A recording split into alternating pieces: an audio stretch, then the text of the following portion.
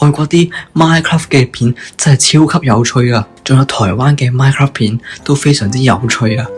神貓100人遊戲非常好玩 ，Dream 獵人遊戲非常刺激 ，Phoenix SC 嘅迷因影片非常搞笑，仲有武秋風、紅月等等，好多 Minecraft YouTuber 嘅影片都係非常之好睇噶。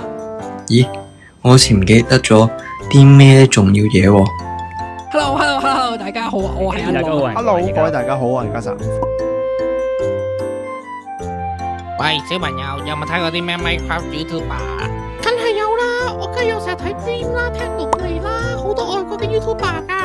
係咩？咁小朋友有冇睇過啲香港嘅 Minecraft YouTuber？ 例如 TD 叔啊、家神啊、阿樂啊？佢都唔出名，我係睇佢啫。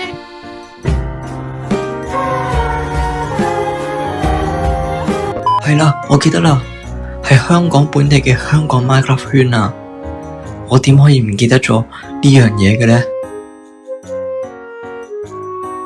就算如果我哋香港人真係要拍 Minecraft 嘅題材，通常都會用英文嚟拍或者普通話嚟拍，因為如果用廣東話嚟拍，你個 channel 應該會凍到水咁咯。冇錯，喺而家呢個時候，的確冇咩廣東話 Minecraft 嘅影片可以真係紅起嚟。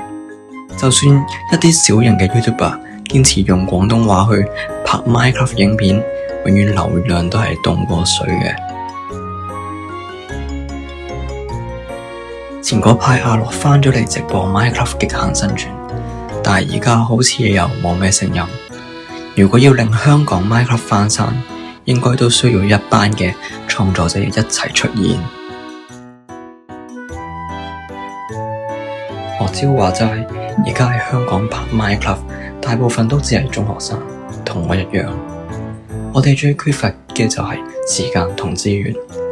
喺咁多嘅學業活動、家庭環境嘅情況下，根本冇可能兼顧到時間加埋品質同埋潮流。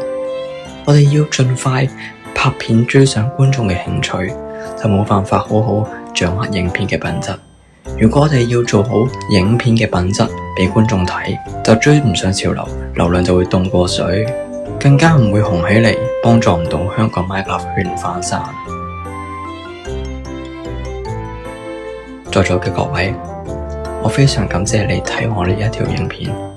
如果你擁有一個 YouTube channel， 希望香港 Minecraft 再次翻生嘅話，我誠心邀請你拍多啲廣東話嘅 Minecraft 片 upload 到 YouTube 上面。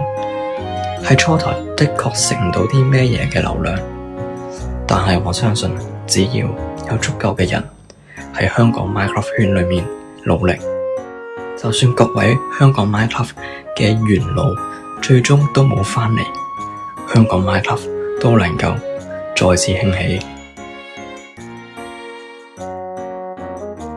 咁好啦，我非常感謝你睇完我呢一條嘅影片。我係 TNH Minecraft， 一個喺香港用廣東話有時拍下 Minecraft 影片嘅 YouTuber。如果你想支持我嘅，請你記得 like and subscribe 我 burn。想支持我呢啲小頻道嘅，都唔好唔記得 comment 留下你嘅意見，同埋 share 呢條片俾你嘅朋友。咁我哋今集就去到咁多先啦，拜拜。